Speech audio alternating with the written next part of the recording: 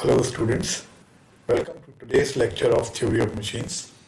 Today's lecture will be on terminology for radial cam. In the previous few lectures, we started the topic cam and follower and discussed what is cam and follower and why it is used and what are its advantages. We saw how cam can be used to achieve any complicated desired motion.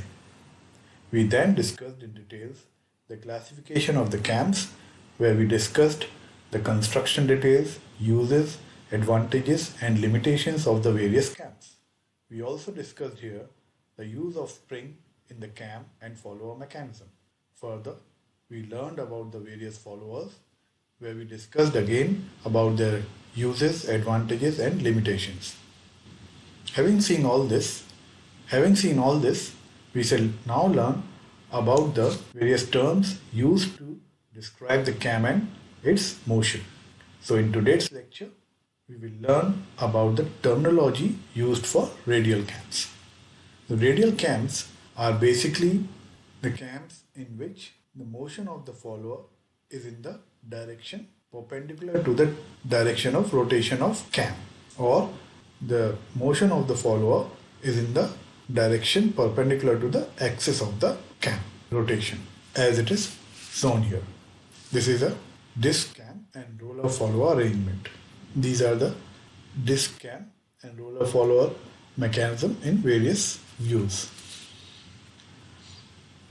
These are the positions of the follower in various different positions of the cam. This is the topmost position of the follower and this is the bottommost position of the follower. So this length is nothing but the stroke of the follower. And this is how the follower is moving in the upward direction with the rotation of the cam. So you can see how as the cam is rotating, so according to the profile of the cam, the follower is moving upward. So this is nothing but the rise of the follower.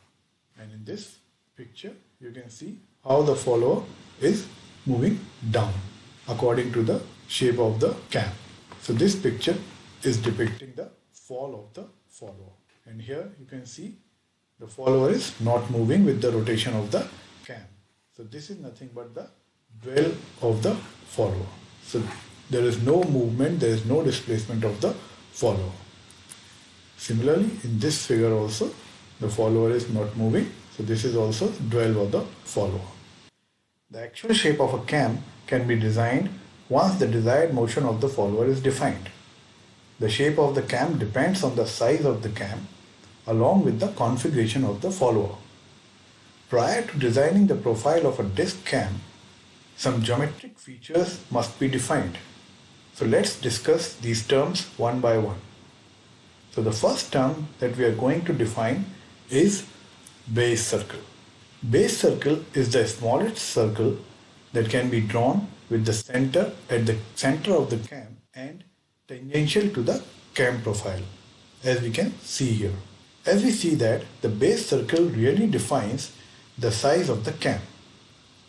It is the difference of the distance of the cam surface from the cam center and this radius of the base circle that defines the movement of the follower. So this distance is defining the movement of the follower. This will be the displacement at this position. So when the roller is in contact with the base circle, that is from here to here, the follower is at the lowest position. The size of the base circle is typically dictated by the spatial restrictions of the applications. In general, a large base circle causes fewer problems with force transmission. However, a large base circle and hence a large cam is contradictory for the common design goal of smaller products. Now the next term is a trace point. If we want to describe the motion of the follower for a translating follower or for an oscillating follower, we need to know the point about which the motion of the follower will be described. So the point about which we are going to describe the motion of the follower is trace point. Precisely speaking, it is a theoretical point on the follower, the movement of which describes the follower movement.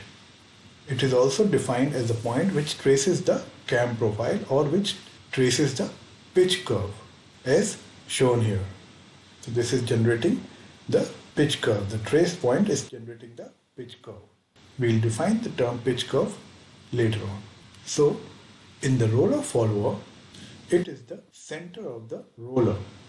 That means the movement of the follower will be described in terms of this roller center. For the roller follower, the trace point will be same for all the positions of the follower as the motion is translational as seen here.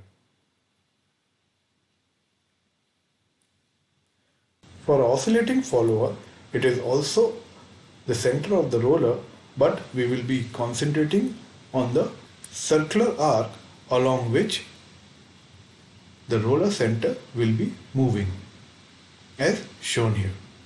The trace point will be moving along the circular path of the oscillating follower.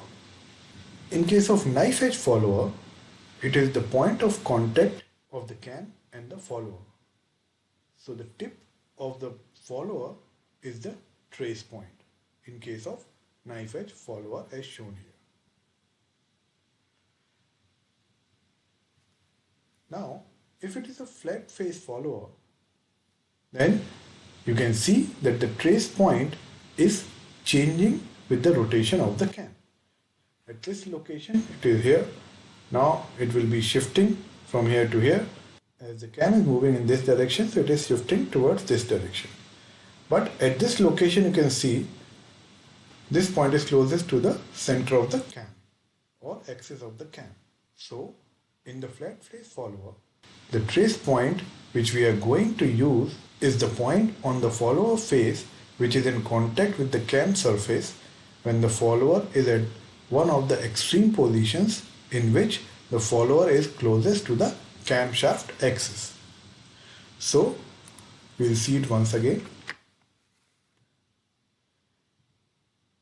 In this case, this is the point where the follower surface is closest to the camshaft axis. This is the point. So we'll consider this point as the trace point in case of flat face follower. The point on the surface of the flat face follower which is closest to the axis of the rotation of the cam. So this is all about the trace point. This is all for today's lecture. We will discuss the other terms in the second part of this lecture. Thank you.